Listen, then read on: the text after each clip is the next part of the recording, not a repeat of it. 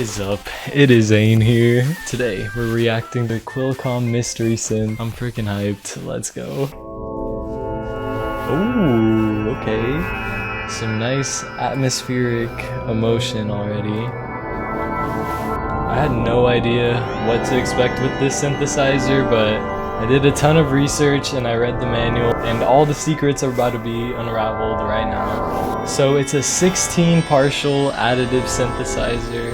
Originally, I had no idea what that meant, but I'm going to show you visually right now. So basically, on this histogram step sequencer, we have a bunch of lines. Each of these lines is one partial. So right now we're using 3 partials. And look how that waveform is changing the more we add. It's like pulling it apart almost and adding more. It's a weird shape. I really can't even explain it myself. And the height also affects the oscillator. In Mystery, we have an LFO tied to the amplitude of each of these. So it's a really one-of-a-kind, unique way of synthesizing that I've never even thought of.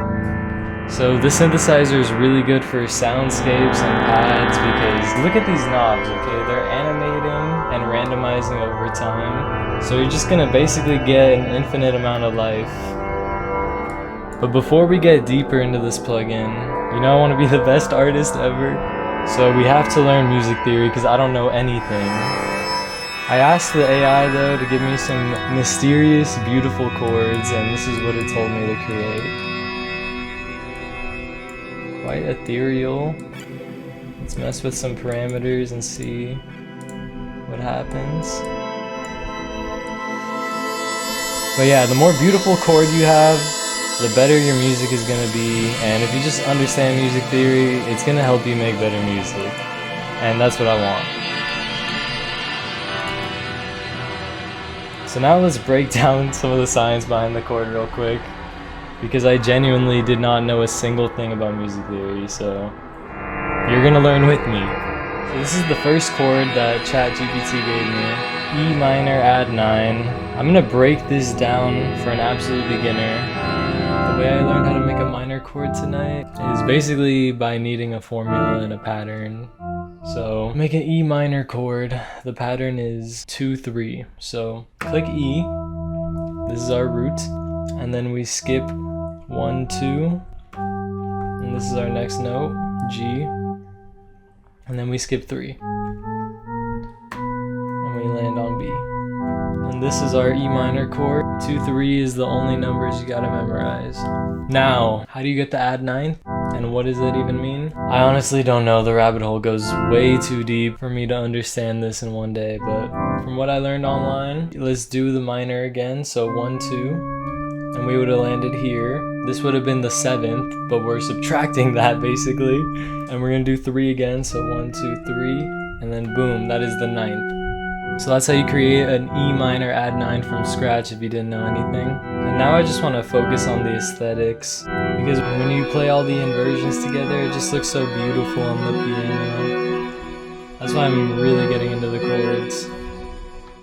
Getting back into Mystery Synth though, we have some final amazing features. So underneath the 2 identical oscillators, we have the effects page. Let's just mess around though. We got this Psycho Pan button. Make it wider or mess with the pitch and detune. And we got this like multi-delay with all this crazy knobs. Okay. We have this reverb with shimmers, and in the video that the developer made, said it's like a pitch shimmer. So we can hear. There's so much movement. And we have our pitch bending stuff and just some nice features that you would want in your synth. Overall final thoughts and review though, I really love this plugin and it definitely inspired me. It's very unique and there's just a ton of customization, so I'm very happy that I have it. Yeah, hopefully you enjoyed this video. Let me know if you like the music theory tips. And and the behind the scenes of the synthesizer stuff, because I'm really obsessed with just getting as deep as possible with all the knowledge about art and music. But yeah, chase your freaking dreams no matter what. I will see you in the next one. Goodbye.